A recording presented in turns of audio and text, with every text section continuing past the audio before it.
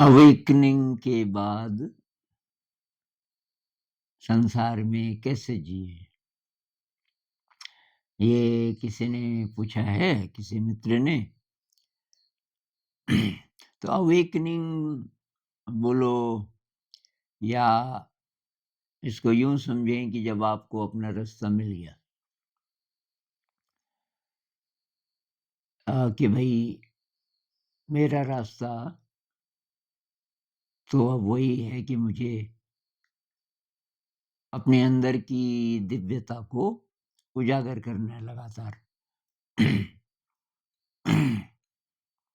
तो तब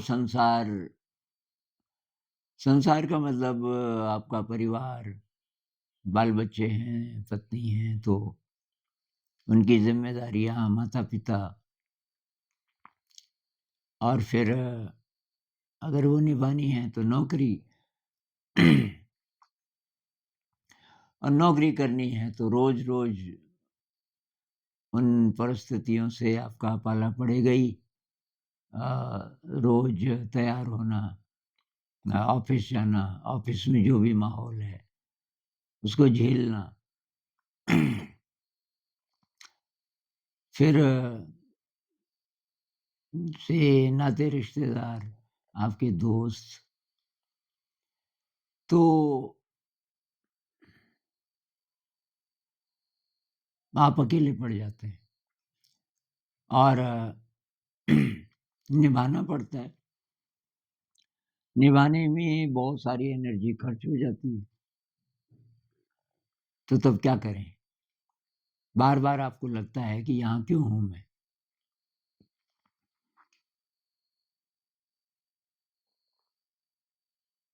अब इसमें एक अप्रोच ये है कि आप बहुत ध्यान से एनालाइज़ कीजिए कि आपकी ज़रूरत है क्या परिवार में? अगर फाइनेंशियली परिवार ठीक-ठाक है, गुज़ारा चल रहा है। बहुत केसेस में तो फाइनेंशियली आप सपोर्ट भी नहीं करते हों, क्या पता? क्योंकि ठीक-ठाक है परिवार। या तो सपोर्ट करते भी हैं लेकिन उसकी ज़रूरत नहीं है, सब ठीक चल रहा है। तो ऐसी स्थिति में तो आप चाहें तो निकल जाइए वहाँ से, पता कीजिए कहाँ जाना चाहते हैं। कोई जगह दिमाग में नहीं है तो थोड़ा ट्रैवल कीजिए, देखिए कहाँ-कहाँ लोग साधना कर रहे हैं, किस-किस प्रकार की। अब दूसरी स्थिति है कि रहना ही पड़ रहा है, तब क्या करें? तो भई तब शक्ति बढ़ाएँ। तब एक ही तरीका है, इतनी शक्ति बढ़ाएँ कि कोई फ़र्क ना पड़े। वो इसकी एक एनालॉजी है ना कि आपके हाथ पे चोट लग गई। आपके दाहिने हाथ पे जिसको आप यूज़ करते हो, उस पे चोट है लेकिन दिख नहीं रही है। अब किसी ने हाथ मिलाया, बहुत प्यार से, लेकिन आपको बहुत दर्द हो गया। तो अब इसमें 2 स्थितियाँ हो सकती हैं। हो सकता है उसको पता हो कि तुम्हारे हाथ में चोट है, वो जानबूझ के दर्द करना चाहता हो। लेकिन ये भी हो सकता है कि वो तो प्यार से हाथ मिला रहा है, लेकिन आप दर्द से तड़प गए क्योंकि आपका हाथ इस समय कमज़ोर है। तो भई हाथ को ठीक करो। हाथ अगर ठीक हो जाए तो कोई मिलाएगा तो कोई प्रॉब्लम नहीं होगी। तो बहुत बार तो हम कमज़ोर होते हैं। हमें पता नहीं चलता कि हम कमज़ोर हैं। हमें बस ये पता चलता है कि ये परिस्थितियाँ मेरे लिए अनुकूल नहीं हैं। लेकिन आप अपनी शक्ति बढ़ाओ, तो हो सकता है कि कोई ख़ास फ़र्क ना पड़े। तो गुजरात में मुझे एक दोस्त मिले और यही टॉपिक चल रहा था। हम बात कर रहे थे, उसने बोला कि यार एक दोस्त है मेरा बहुत कमाल का, और ये मैं पहले भी शेयर कर चुका हूँ और वो पहले से साधना करता था और अकेला था। अकेला था, उसका और कोई नहीं था, लेकिन किसी रिलेटिव ने शायद उसको पढ़ाया-लिखाया, बहुत अच्छी जॉब भी थी अभी। तो उसने मकान भी बना लिया था शादी से पहले। उसके बाद उसके रिलेटिव्स वगैरह सब आए और उसने भी कुछ नहीं बोला, मतलब इनकार नहीं किया शादी से। शादी हो गई, अच्छी लड़की थी और उसको पसंद भी करती थी। शादी होते ही उसने बोला अपनी पत्नी को कि यार एक विपस्सना होता है 10 दिन का मेडिटेशन, वो मैंने तो किया हुआ है कई बार, वो करके आ जाते हैं पहले। और तो वो भी बड़ी खुश हुई, धार्मिक वो भी थी, मतलब पूजा-पाठ वगैरह करती थी, तो तुरंत तैयार हो गई। अब ये गए, इन्होंने 10 दिन का ध्यान किया, पत्नी को भी बहुत अच्छा लगा, घर आ गए। अब पति जी तो ऑफ़िस चले जाते थे, तो धीरे-धीरे 2-3 दिन में अड़ोस-पड़ोस की महिलाएँ आने लगी और वो कहने लगी कि अब तू इसको सँभाल लेगी तो सँभाल लेगी, लेकिन ये तो जोगी जैसा है कि ये कहने लगी मेरी तो खिड़की से नज़र पड़ती है अंदर, तो ये तो बैठा ही रहता है, आँखें बंद करके। तो बहन तू अगर इसको पकड़ के नहीं रखेगी तो पता नहीं कब भाग जाए। अब एक ने बोला, दूसरे ने बोला, यही थीम रहता था उनका, ये पड़ोस की महिलाओं का। ये अब इसको डर लगने लगा और तब अभी अभी शायद 1 हफ्ता भी नहीं हुआ था और उसने काफ़ी दृढ़ता से बोल दिया अपने पति जी को। सुबह वो उठी, उसने देखा वो पहले से बैठा हुआ है। वह उसने हिलाया उसको कि देखो, ये नहीं करना, ये ध्यान नहीं करना, अच्छी चीज़ नहीं है। अरे! उसने कहा यही तो है चीज़ कि ना मैंने बोल दिया ना, बिल्कुल नहीं, इस घर में ये नहीं होगा। अरे! उसने कहा हुआ क्या? कि ना बस धीरे-धीरे उसको पता चल गया कि बात क्या थी। मतलब ये पड़ोसियों ने क्या-क्या इसको बहला फुसला दिया। लेकिन वो क्या बोलता था कि अच्छा तो ठीक है, बस में कर लूँगा ध्यान। बस में जाना पड़ता था, 1.5 घंटा ऑफ़िस, 1.5 घंटा वापस। उसने कहा 3 घंटे का टाइम मिल जाता है, उसी में कर लूँगा। अब सुबह-सुबह रोज़ वही सीन हो, वो कितनी भी जल्दी उठने की कोशिश करे, देखे कि वो तो बैठा ही हुआ है और वो उसको डिस्टर्ब करे। अब बोले कि जाओ वो दूध लेके आओ, वो चाय बनाएँगे ना, दूध खत्म हो गया। कोई कोई ना कोई बहाना, ये खत्म हो गया, सब्ज़ी लाओ जल्दी, तब मैं सब्ज़ी बनाऊँगी और ऑफ़िस के लिए देर ना हो जाए आपको इसलिए। बाद में वो कि उसको झंझोड़ने लगी बहुत ज़्यादा, क्योंकि वो तो बैठ ही जाता था। वो कितना बोले कि नहीं बैठना, ध्यान नहीं करना, लेकिन तो वो जितना भी उसको परेशान करे, तो एक दिन की उसने उसको लात मार दी कि तब रिएक्ट तो ये करेगा, ये तो मुस्कुराता रहता है। तो लात मारी उसपे, उसने भी देख लिया। उसने कहा, "अच्छा, अच्छा नाराज़ मत हो, तो बस में कर लूँगा मैं ध्यान, बोल क्या चाहिए?" और कि तो जिस दोस्त ने मुझे ये बात बताई कि कुछ महीने पहले की ये बात है, अभी मैं गया नहीं दोस्त के पास, उससे बात भी नहीं हुई कि अब क्या सीन है, लेकिन कि उसको कोई परेशानी नहीं थी। कि मैंने उसे कहा, "यार तू ऐसे माहौल में?" उसने कहा कि, "नहीं, प्यार तो मुझे करती है, इसीलिए वो डरी हुई भी है। जिस दिन उसका डर खत्म हो जाएगा तब वो परेशान नहीं करेगी।" अ, हालाँकि मुझे उस टाइम का इंतज़ार नहीं है, वो ऐसे ही भी करती रहे, घर में नहीं होगा ध्यान, कोई बात नहीं। कि फिर कि यार एक तो बस में, तब मैं बस में बैठते ही कभी दोस्त लोग बात करते थे, तो वो मैं पहले ही आँखें बंद करके बैठ जाता हूँ।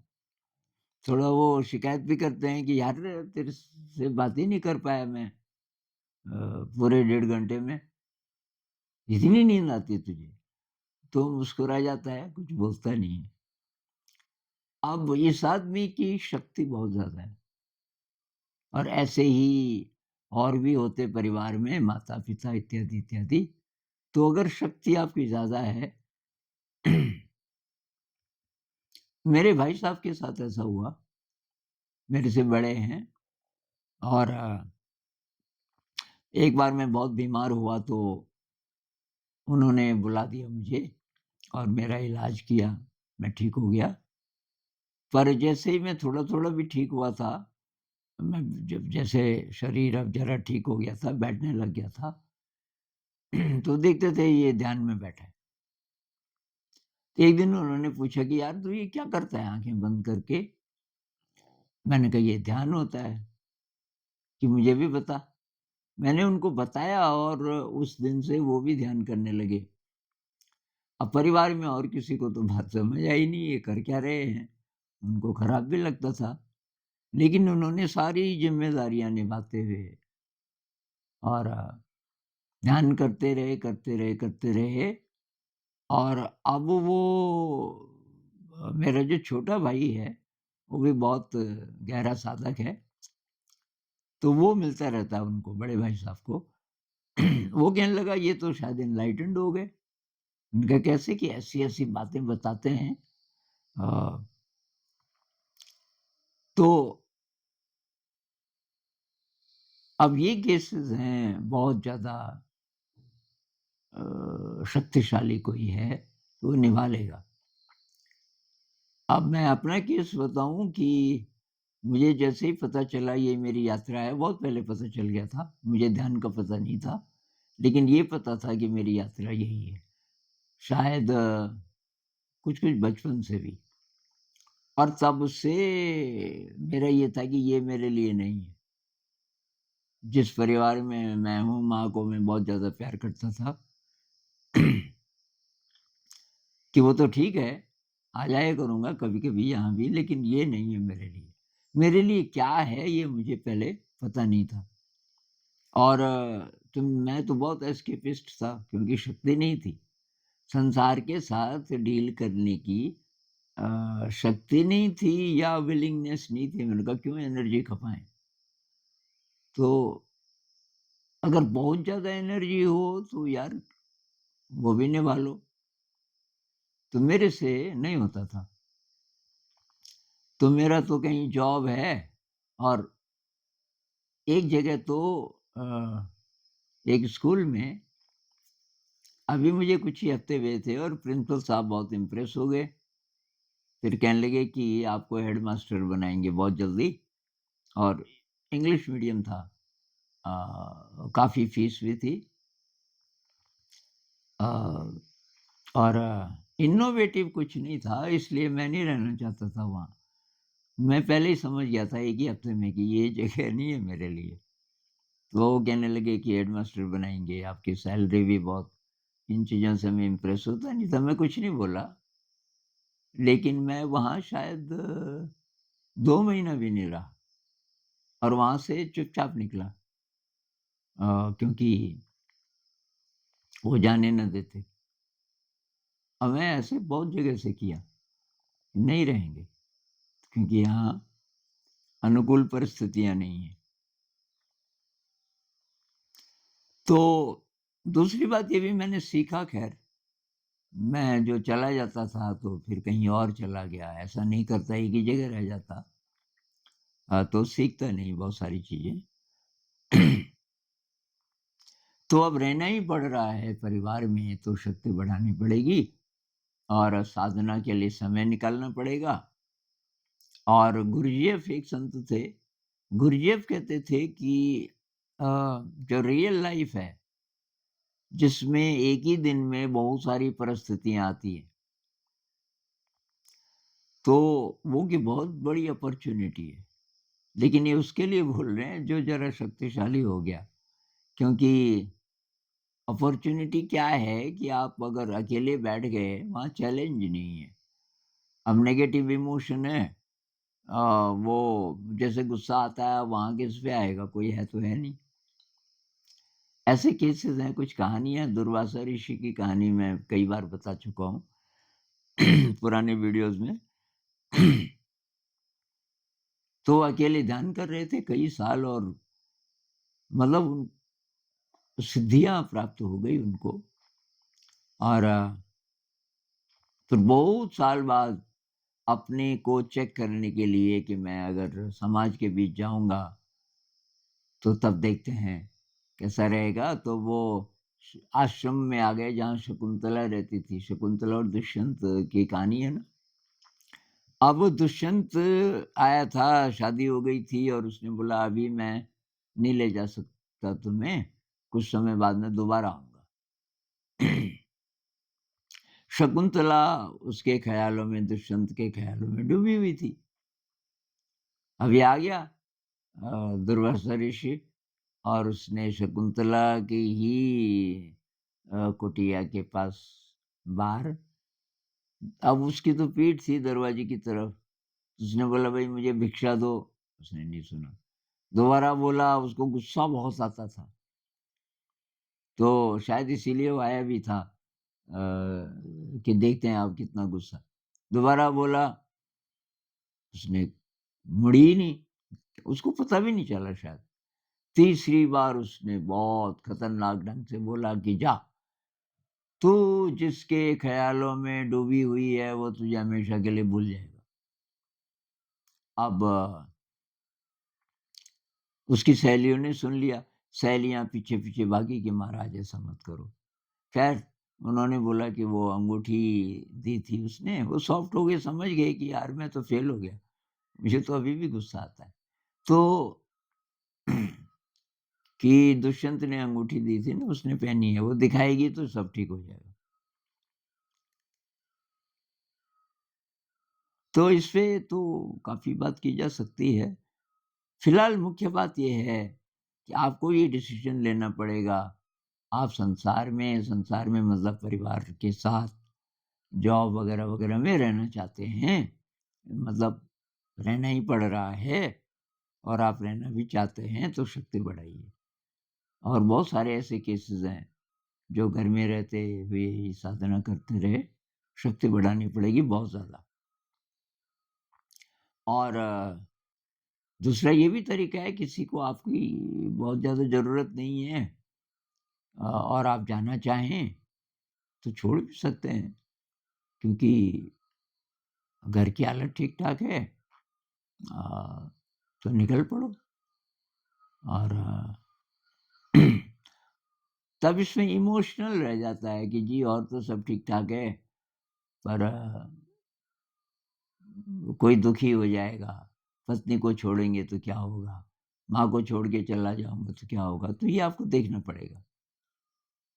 ये भी ठीक नहीं कि आप छोड़ के तो चले गए और आप पछता रहे हो, उबर नहीं पा रहे हो उससे, ये भी नहीं होना चाहिए। घर में रहते-रहते वैराग्य हो जाए, घर छोड़ना है तो तभी छोड़ो। घर में रहते-रहते एकदम वैराग्य, आपको फ़र्क ही ना लगे कि ये मेरे हैं और कोई मेरा नहीं है। कुछ-कुछ ऐसा हो जाए, तब फ़र्क नहीं पड़ेगा, तब आप निकल भी सकते हो और वहीं रहना है तो शक्ति बढ़ानी पड़ेगी। नमस्कार।